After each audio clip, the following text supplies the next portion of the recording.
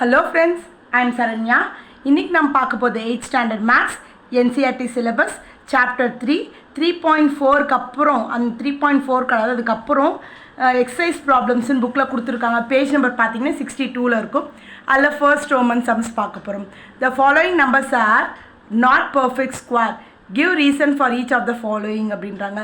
எதுவுமே not perfect நான் சொல்லிட்டாங்க. நம்ம கண்டுபிடிக்க தேவையில்லை. அவங்களே இதெல்லாம் என்ன சொல்லிட்டாங்க நாட் பர்ஃபெக்ட்னு சொல்லிட்டாங்க.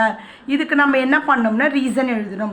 ஃபர்ஸ்ட் இங்கே பார்த்தீங்கன்னா 28353ன்னு கொடுத்துருக்காங்க. இதில் பார்த்தீங்கன்னா இந்த perfect square cannot end with the digit என்ன 3a. எப்பவுமே பர்ஃபெக்ட் ஸ்கொயர் என்ன ஆகாது 3ல டிஜிட்டில் எண்ட் ஆகாது. இந்த ரீசன் எழுதியாச்சு. கிளியர். இப்போ செகண்ட் ஒன் பாருங்களேன் 2 கொடுத்துருக்காங்களா. இதுலேயே அதே ரீசன் தான். Perfect square cannot end with the digit 6. 6ல என்ன ஆகாது எண்ட் ஆகாது. ஸோ ரெண்டு முடிச்சாச்சு. இப்போ இங்கே பார்த்தீங்கன்னா 56 35 99லாம் கொடுத்துருக்காங்களா. இதை நான் என்ன பண்ண போகிறேன்னா பிரிக்க போகிறேன். எப்படி பிரிக்கிறேன் 3 × 18 + 2ன்னு பிரிக்கிறேன். ஸோ 3 × 18 3 8 சார் எவ்வளோ வரும் உங்களுக்கு 24 4 பேலன்ஸ் 2 1 3 சார் 3 3 + 2 எவ்வளோ வரும் 3 + 2 5 வரும் 54 வரும் 54 + 2 56ன்னு பிரிச்சிட்டேன். ஆனால் இதுவும் நம்மளுக்கு வராது. ரீசன் என்னென்னா a perfect square cannot be written in the form of 3m + 2 ஃபார்மில் இருக்குது. அந்த ஃபார்மில் நம்ம என்ன பண்ண முடியாது ப்ரெசென்ட் பண்ண முடியாது.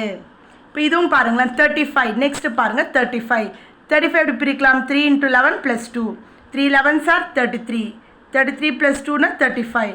ஸோ இதுவும் என்ன ஃபார்மில் இருக்குன்னா 3m + 2. So a perfect square cannot be written in the form of 3m + 2 அதில் எழுத முடியாது. இப்போ 99 பாருங்களேன் 99 எப்படி ஸ்பிட் பண்ணுறோம் 4 × 24 + 3 4 4s are 16 6 balance 1 4 2s are 8 8 + 1 9 96 + 3 99. ஆனால் இதுவும் என்ன கண்டிஷன் தான் a perfect square cannot be written in the form of 4m + 3லையும் எழுத முடியாது. ஸோ இந்த ரீசனை எழுதிட்டு இந்த சம்ஸ் என்ன பண்ணிக்கலாம் கன்க்ளூட் பண்ணிக்கலாம். கிளியர். தேங்க்யூ.